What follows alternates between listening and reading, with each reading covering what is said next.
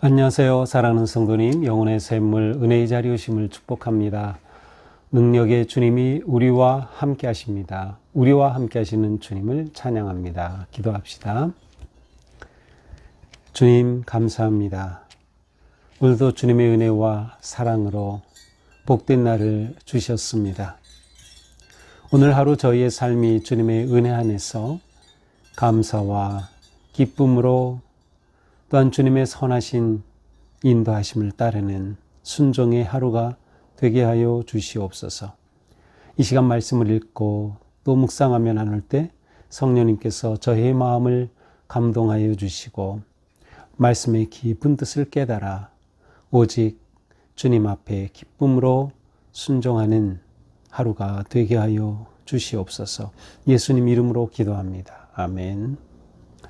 오늘 말씀은 역대상 21장 1절에서 17절입니다. 사탄이 일어나 이스라엘을 대적하고 다윗을 충동하여 이스라엘을 계수하게 하니라. 다윗이 요압과 백성의 지도자들에게 이르되 너희는 가서 브엘세바에서부터 단까지 이스라엘을 계수하고 돌아와 내게 보고하여 그 수효를 알게 하라 하니 요압이 아뢰되 여호와께서 그 백성을 지금보다 100배나 더 하시기를 원하나이다.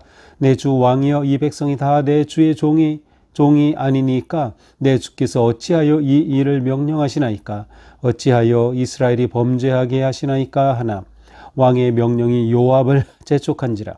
드디어 요압이 떠나 이스라엘 땅에 두루다닌 후에 예루살렘으로 돌아와 요압이 백성의 수요를 다윗에게 보고하니 이스라엘 중에 칼을 뺀 자가 110만 명이요 유다 중에 칼을 뺀 자가 뺄 만한 자가 48만 명이라. 요압이 왕의 명령을 마땅치 않게 여겨 레위와 베냐민 사람은 계수하지 아니하였더라. 하나님이 이 일을 악하게 여기사 이스라엘을 치심해 다윗이 하나님께 아뢰되 내가 이 일을 행함으로 큰 죄를 범죄하였나이다. 이제 간구하옵나니 주의 종의 죄를 용서하여 주옵소서. 내가 심히 미련하게 행하였나이다 하니라. 여호와께서 다윗의 선견자 갓에게 말씀하여 이르시되 가서 다윗에게 말하여 이르기를 여호와의 말씀이 내가 네게 세 가지를 내어 놓으리니 그 중에서 하나를 네가 택하라. 내가 그것을 네게 행하리라 하셨다 하라 하신지라. 갓이 다윗에게 나아가 그에게 말하되 여호와의 말씀이 너는 마음대로 택하라. 혹 3년 기근이든지 혹 네가 석 달을 적군에게 패하여 적군의 칼에 쫓길 일이든지 혹 여호와의 칼 곧 전염병이 사흘 동안 이 땅에 유행하며 여호와의 천사가 이스라엘 온 지경을 멸할 일이든지라고 하셨나니 내가 무슨 말로 나를 보내신 이에게 대답할지를 결정하소서 하니 다윗이 갓에게 이르되 내가 곤경에 빠졌도다. 여호와께서는 긍휼이 심히 크시니 내가 그의 손에 빠지고 사람의 손에 빠지지 아니하기를 원하나이다 하는지라. 이에 여호와께서 이스라엘 백성에게 전염병을 내리심에 이스라엘 백성 중에서 죽은 자가 7만 명이었더라. 하나님이 예루살렘을 멸하러 천사를 보내셨더니 천사가 멸하려 할 때에 여호와께서 보시고 이 재앙 내림을 뉘우치사 멸하는 천사에게 이르시되 족하다. 이제는 네 손을 거두라 하시니 그때에 여호와의 천사가 여부수 사람 오르난의 타작마당 곁에 선지라. 다윗이 눈을 들어 보매 여호와의 천사가 전지 사이에 섰고 칼을 빼어 손에 들고 예루살렘 하늘을 향하여 편지라. 다윗이 장로들과 더불어 굵은 베를 입고 얼굴을 땅에 대고 엎드려 하나님께 아뢰되 명령하여 백성을 계수하게 한 자가 내가 아니니까 범죄하고 악을 행한 자는 곧 나이니이다. 이 양떼는 무엇을 행하였나이까? 청하건대 나의 하나님 여호와여 주의 손으로 나와 내 아버지의 집을 치시고 주의 백성에게 재앙을 내리지 마옵소서 하니라. 아멘. 자, 오늘 말씀은 다윗이 이제 왕이 된 후에 승승장구하죠. 모든 나라들을 쳐부수고 정말 그의 왕위가 아주 든든하게 섭니다. 다윗 시대에 이스라엘이 아주 넓은 그러한 큰 땅을 차지하면서 나라가 주변에 아주 강한 그러한 영향력을 미치는 그러한 강한 나라로 세워집니다. 자, 다윗은 여호와의 궤를 옮겨왔고 그 궤를 잘 모셨으며 궁을 또 아름답게 지었고 이렇게 모든 나라 주변에 그러한 그들을 괴롭혔던 나라들을 다 접으면서 그의 왕위는 견고해졌습니다. 자, 이러한 사이에 다윗이 교만한 마음을 가지기 시작한 겁니다. 자, 1절 사탄이 일어나 이스라엘을 대적하고 다윗을 충동하여. 자, 사탄이 충동하였다. 그러므로 이제 다윗이 지금 생각하고 내리는 결정과 명령은 사실은 사탄의 영향이라고도 할 수 있고 아니면 다윗의 마음에 일어난 교만함을 통해 사탄이 그것을 믿기로 하여 그에게 들어온 그러한 결과라고 볼 수 있어요. 사탄의 충동이 무엇입니까? 다윗을 하여금 이스라엘을 계수하게 한 겁니다. 쉽게 말하면 인구조사를 한 거예요. 인구조사. 아니, 인구조사가 뭐 이렇게 잘못입니까? 인구조사를 하면 나라의 모든 상황을 파악할 수 있고 얼마나 필요하고 중요합니까? 그런데 사실 다윗의 이 인구조사는 필요에 의해서 하나님께서 하라시는 말씀에 따른 것이 아니라 자기의 교만함으로부터 나온 것이에요. 이것이 왜 교만인가? 그것은 이것 봐. 내가 통치하면서 이렇게 나라가 부강해졌잖아. 이렇게 나라가 강대해졌잖아. 하면서 자신의 그러한 힘을 과시하고 또 자기 자신을 드러내려는 그러한 잘못된 동기와 의도가 숨어 있는 거예요. 그래서 이것이 문제가 되는 거죠.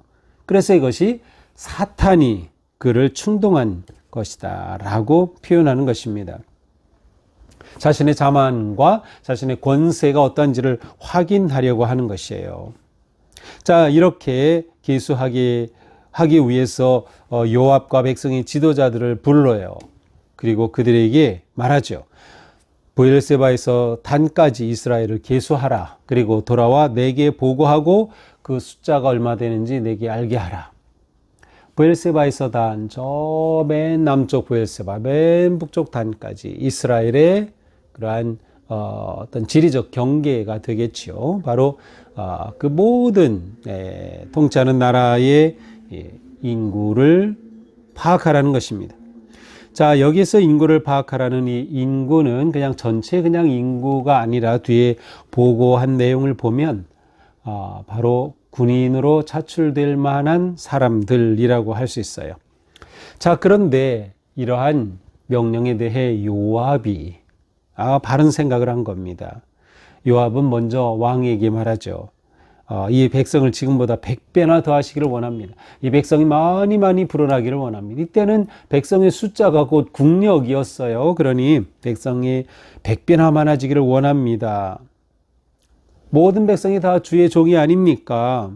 그런데 내 주께서 어찌하여 이 명령을 내리십니까? 어찌해서 이스라엘이 범죄하게 하시나이까? 정말 좋은 신하를 뒀어요.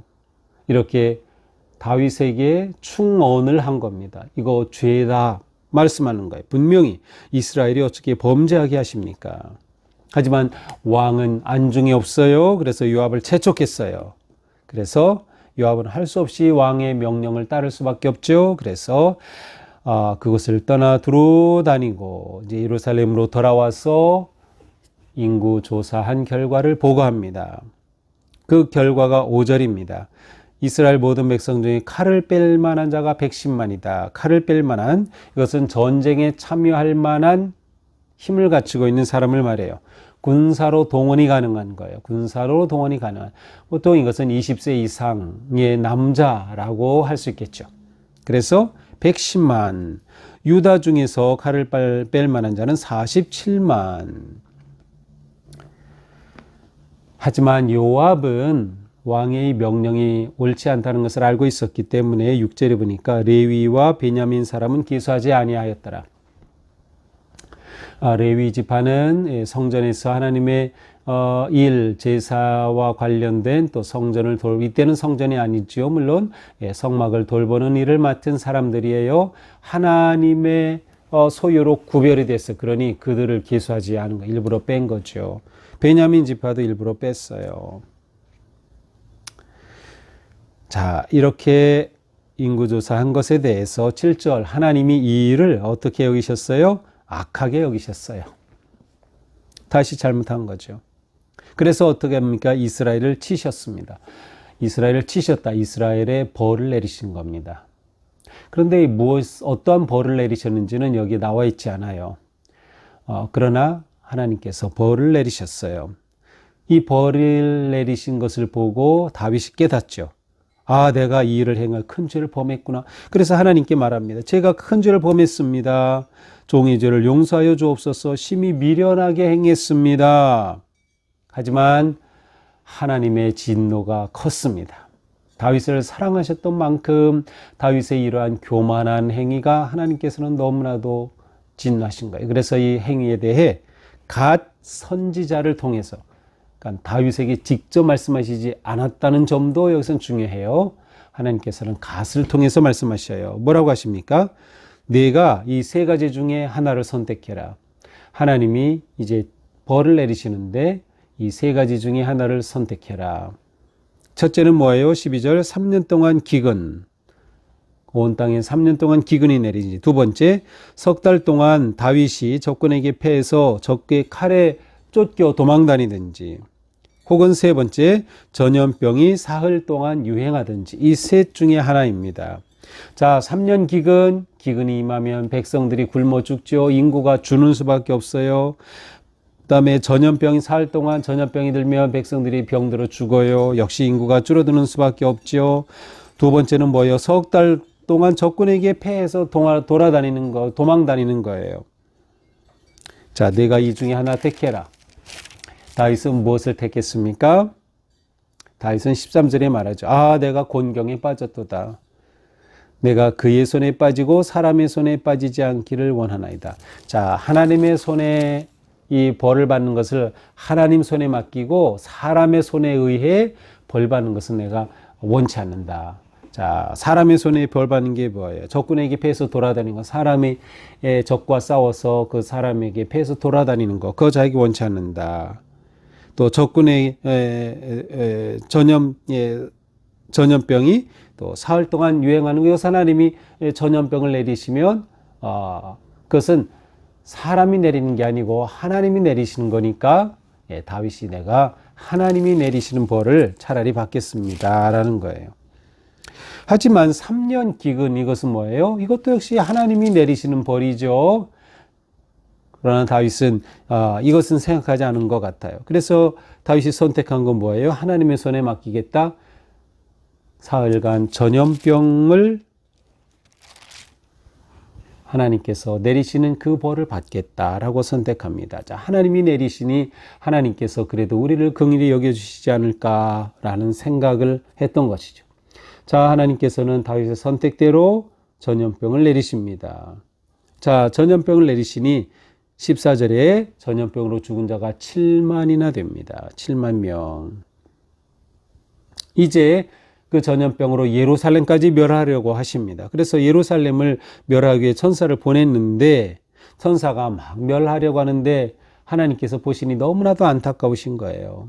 그래서 15절에 보니까 재앙 내림을 뉘우치사, 하나님이 뉘우치셨어요. 뉘우치셨다는 것은 뜻을 돌이켰다는 거예요. 하나님께서 뜻을 돌이키셔서 됐다. 천사에게 명령하신 거예요. 재앙을, 전염병을 내린 천사에게 이제 됐다. 그만.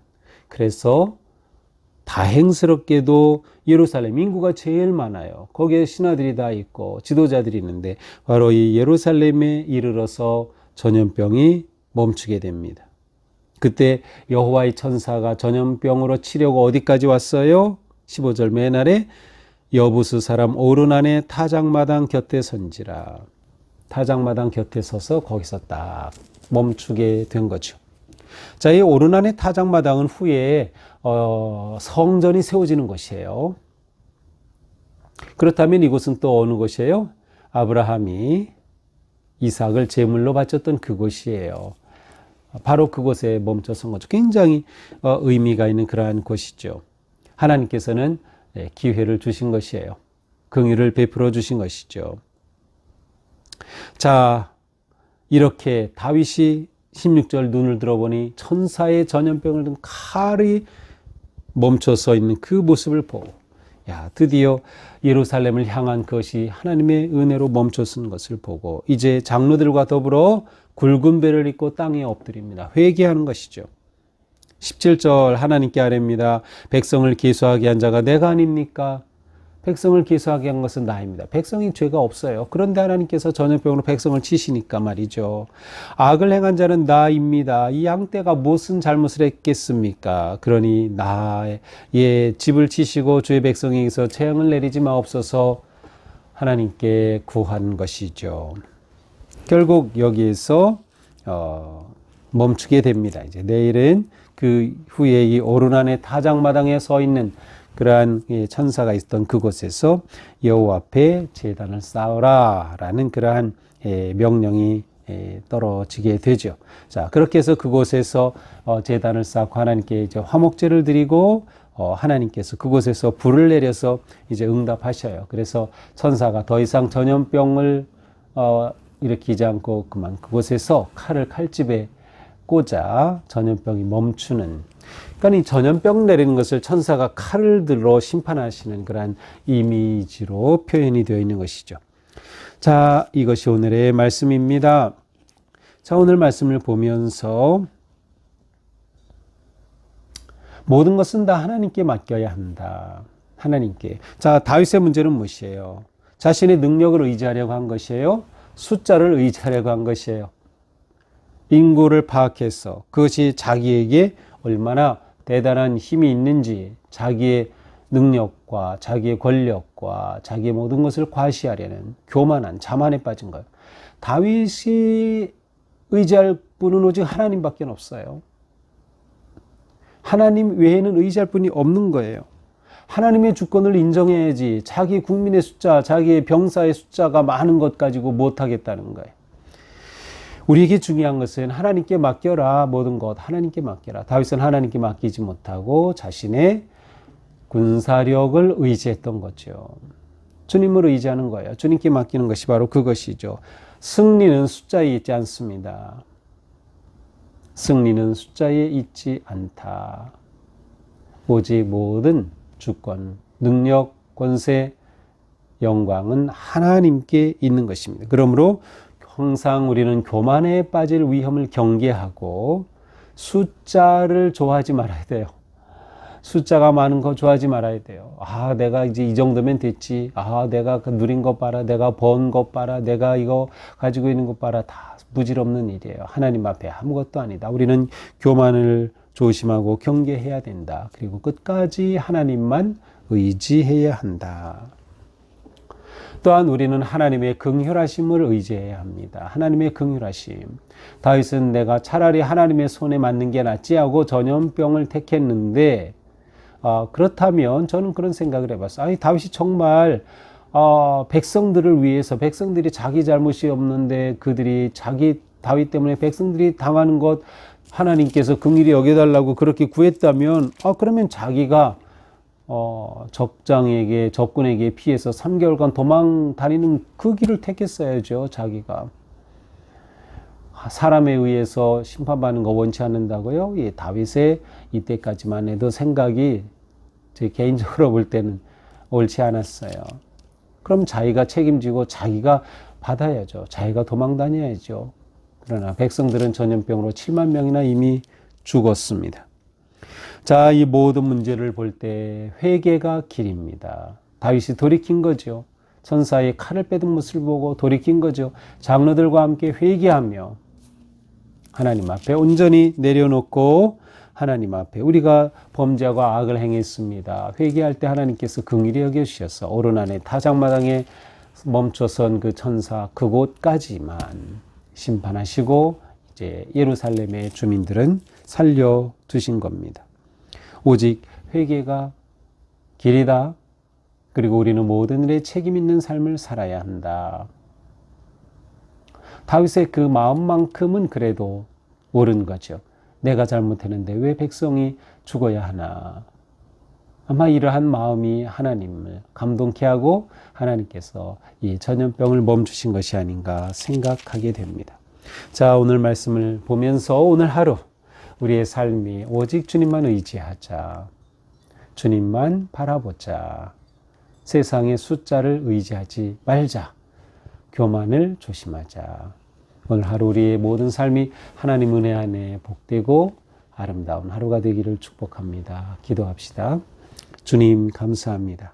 오늘 말씀으로 주신 그 귀한 뜻을 저희들이 온전히 따르게 하여 주옵소서.